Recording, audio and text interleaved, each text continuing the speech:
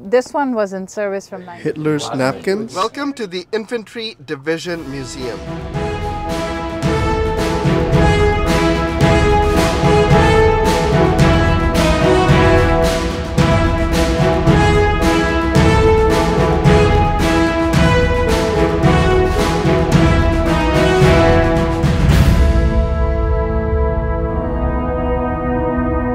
Okay, we are at the National Infantry Museum. We're gonna enter the museum, walk around. We only have an hour.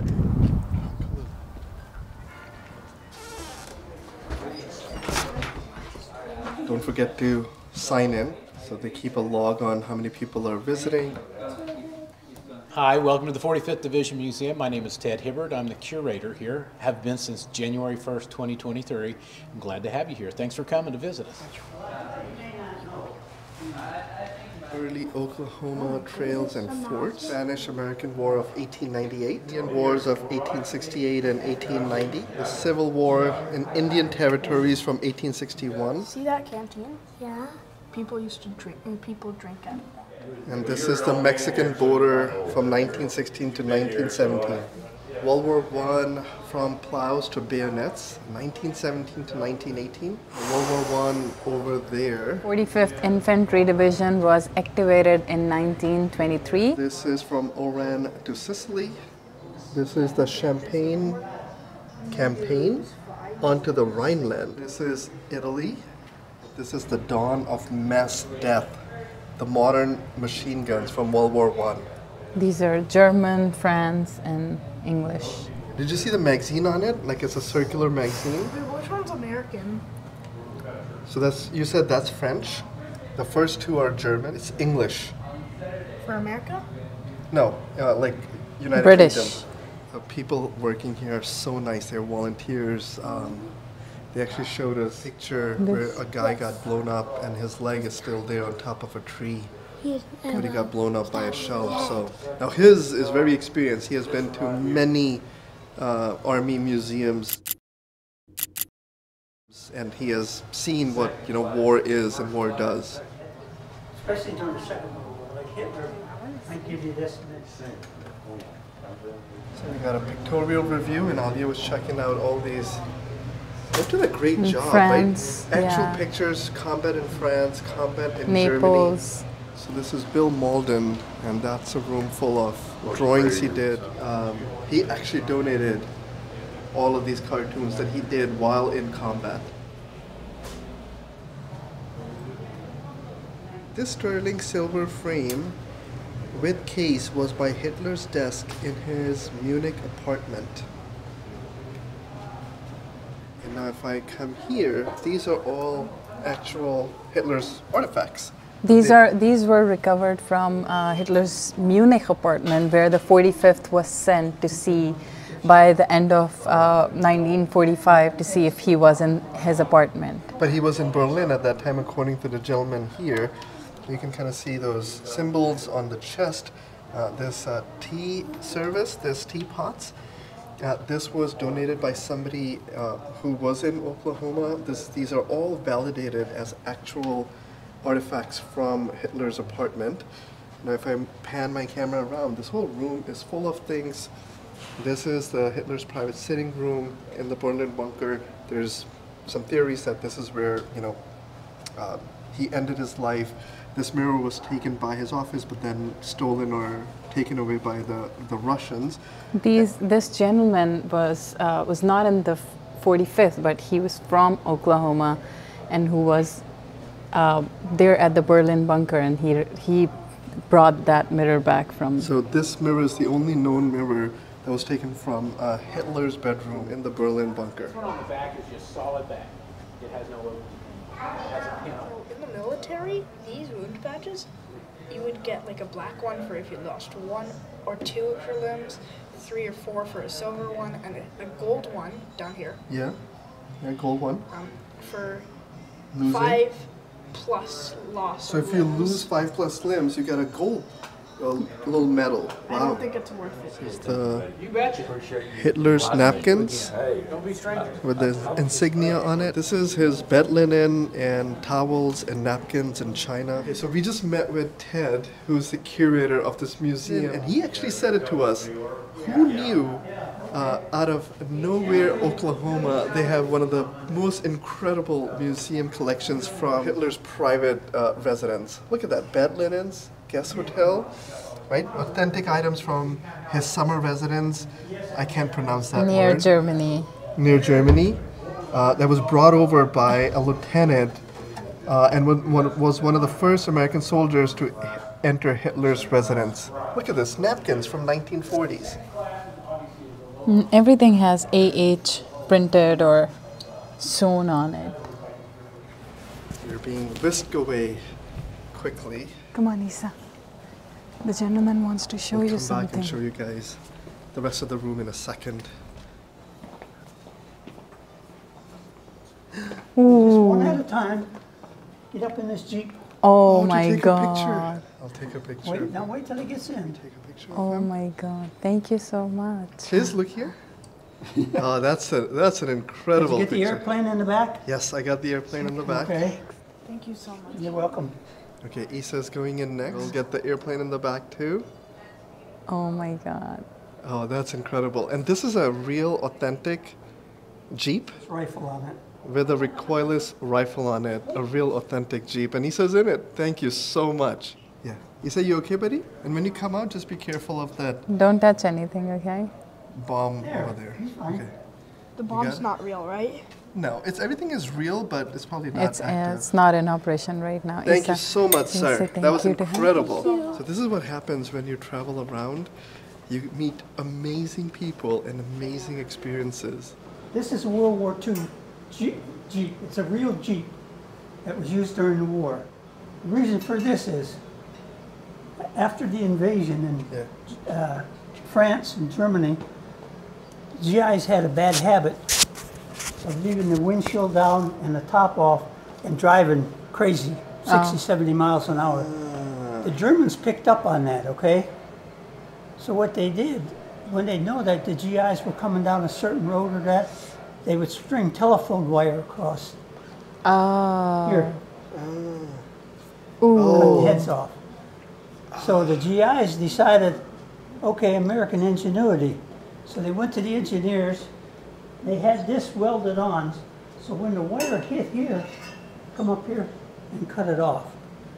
Oh, that's why the cutter is there. That's what the cutter's for. And the whole hall is full of pictures, artifacts, and the real vehicles from the war, which are, by the way, still operable. Okay, here's a quick look at an M113. See all the ammunition. That's what the APC looks like from inside. There's something about these small museums, the amount of detail and work. We have had limited exposure to International Military Museum. Went to the one in Seoul, South Korea, which was incredible itself. Now this is the command car. It's the original Jeep, a half-ton in service between 1940 and 1945. All of these are in working condition, just needs a battery. For something that was in World War II, this is amazing. So here's the half-ton truck. Pilot uniforms here. That's a wounded soldier over there. Because Anissa we're checking out. Yep, war is tough. It's a Piper L4B Grasshopper from 1940. Wouldn't you just love having this in your garage? Just go for a quick target run sitting in this thing. So this was called the Wiesel. It's an N29 fully tracked. It was manufactured by Studebaker and produced between 1942 and 1945. Medical services truck number TP40. And look at these Chinese recoilless rifle from 75mm foot drawn, a copy of a US M20 as well. Isn't this incredible, Alia? This whole collection, this back room is incredible. I can easily spend 2 hours just in this room alone, just reading everything. That's true. Any museum that you visit, you can just make a quick tour, look at a few things and just walk out. But when you start reading the history of it, or if you start meeting the people who know about the history of it and you go into the details, when you learn all those things, it's really, really fascinating, and every little detail becomes very valuable and important at that point, which is what we as a family love about museums. Anytime you go in, you look at something and then you realize the significance of that thing in the past. This museum, we are loving it so far, and the people here have been very welcoming and very nice to us, so it's a great experience. One person versus like 30 people. Yeah. He's like, I surrendered. He's holding a flag. So That's an incredible model. these people at the bottom are ambushing. These people, they might have bazookas and jeeps and tanks, but these people at the top don't even know about the people at the bottom. They're about to get ambushed, huh? This is Red Cross, was worn by Sally Stauffer, who along with Miss Betty Jones, Mimi Peters, and Monica Woods served the 45th Infantry Division as donut dollies during most of the 511 days of combat during World War II. We were going to build next door, but they didn't give you. The room we were in is called the Supporting Forces Hall. They have a large collection of U.S. rifles and guns. I believe I'm going to get this correct, but this is the third largest gun collection. The U.S. Navy collection, that's the cavalry guns. And if I move forward, you're going to see the CSA artillery, and of course the Confederate pistols, secondary arms, War of Secession. Like, so their collection in here is incredible. The Gatling guns. Having a moment here, I was talking about this Gatling gun because we watched it in a movie, and 2 seconds later, Hizar goes, yeah, we watched this gun attack all the good guys in the movie called The Magnificent Seven. And I love the fact that he remembered. There's very little movies that he and I have watched together because of course of his age, but we were in a hotel room in Boston, I think. Austin, Texas. And we watched a movie and he remembered that. Isa, number 403 is for you. Or Oh my 398. They're so tiny. They're almost cute. called- I'm sure this is not the right term to use for a pistol, Did you but see they the are one? very cute. Did you see the one with 4? Oh my god, yeah. What do you mean for? Look at that. 396? These are the pocket pistols of the old West, the Indian Wars.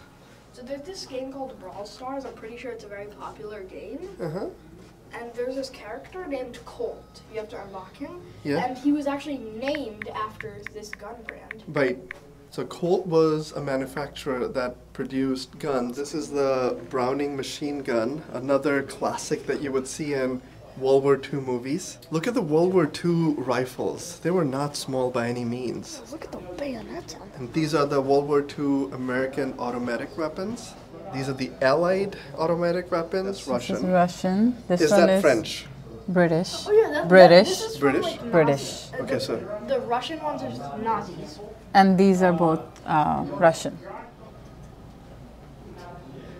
we're in the 1950s era. This is from the Korean War. So yeah, all of this is from the Korean War. Look at the giant scope on this one. With the, is that a flashlight? First Chinese-made Russian submachine gun. That's a Russian Maxim model.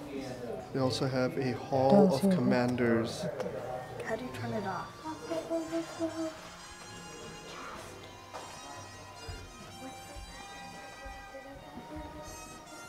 So this is the Afghanistan War.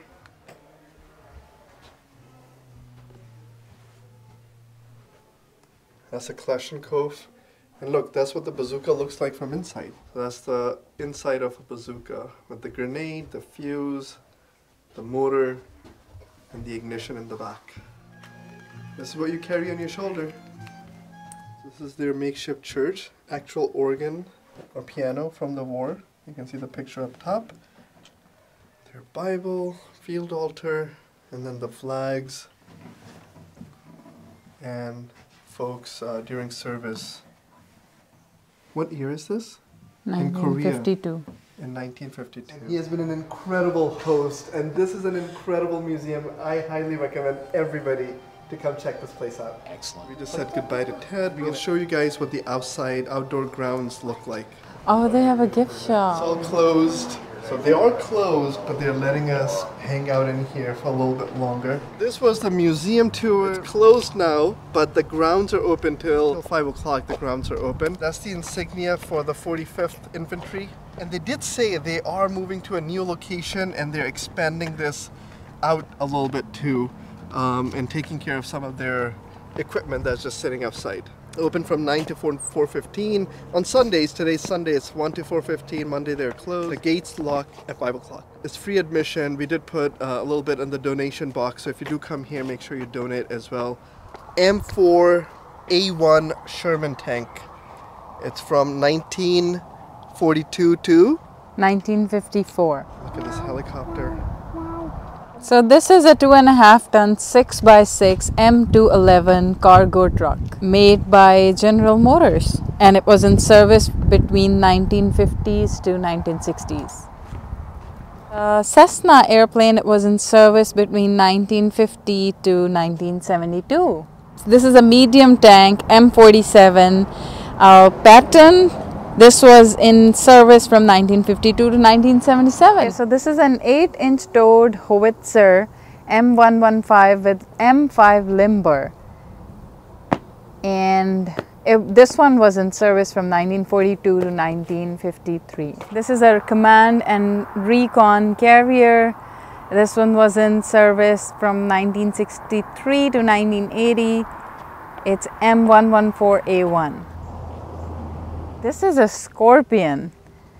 It's a model M56 anti-tank gun. Self-propelled with 90 mm gun in service from 1953 to 1971. It's a Dodge, and it's a weapons carrier. It's a WC-41 Dodge. We have here is a heavy tank made by Detroit Chrysler Corporation, and this one was in service between 1952 to 1973. It's a twin 40 mm anti-aircraft guns, model M42, made by General Motors, and this one was in service 1952 to 1975, around the same time. A Duster. Okay, so this is one of the smaller tanks here, and Ali is standing right next to it, so you can do a quick size comparison. It's called a heavy tank retriever. 1956 to 1957 to 1973. A heavy tank retrieval? Wow. Retriever. So you need this tank to retrieve another tank. This one is artillery prime mover M5 tractor, and it was in service from 1942 to 1960s. Right here you have the Navion utility aircraft model L-17A in service between 1947 to 1960. This is a Gamma Goat M561 articulated cargo truck made by Condec Corporation, and this has been in service since 1969. Oh my god, that's a massive spider. This is another medium tank M48A5 in service from 1953 to 1985. So this right here is a main battle tank M60A3. It was made by Detroit Arsenal, and it was in service in 1961, and it began to phase out in 1985. It's helicopter model UH-1B Huey, made by Bell Helicopter Company. They also have some military music playing, like World War II songs playing as you walk around. I can hear them. It's a heavy 8-inch M1. Only 139 of these were made. Park around the museum is very relaxing to walk through. I am so happy we all chose this museum to walk around. And yes, they have an incredible collection, but most importantly were the three folks that we met here, led by Ted, who's the curator here. He was incredible, such a great host. I'm thinking Oklahoma Air Guard. This is an A-7D jet attack close support aircraft. This is a 155 mm howitzer self-propelled M44A1. This was in service between 1956 and 1962. Now this one is a heavy howitzer. It's 8-inch self-propelled M110A2 in service between 1956 and 1995. This is a 5-ton truck. Cargo It's a cargo truck. So his Anissa just gave us a couple of flowers. And Alia got one. Thank you guys. Thank you guys. You're awesome travel buddy. This is an armored personnel carrier, full-tracked FMC M84 carrier for 4.2-inch mortar in service between 1952 to 1968. Now we're approaching the very last 45th Infantry Division Museum, the very last vehicle that's outside. A rocket launcher. It was 762 mm. It was also called Honest John. It served 1959 to the 1960s. Thank you, Heather. Of course. On this wonderful machine, we're gonna say, hope you guys enjoyed this tour of the 45th Infantry Division Museum. As we head out, you're noticing little details like this little storage unit from the Army, of course the APC, the crane. I believe that's a Sherman there. And here is the actual museum that we were in. So on this note, we're gonna say thank you for watching. If you made it this far, check out some of our other museum videos, including Volvo Museum, Corvette Museum. But then if you're into military, we have been to the one in Austin, which was fantastic. We have not posted a video from Seoul, South Korea. So I hope you guys enjoyed this tour of the 45th Infantry Museum in Oklahoma City. Highly recommend you come check this place out. Bye for now.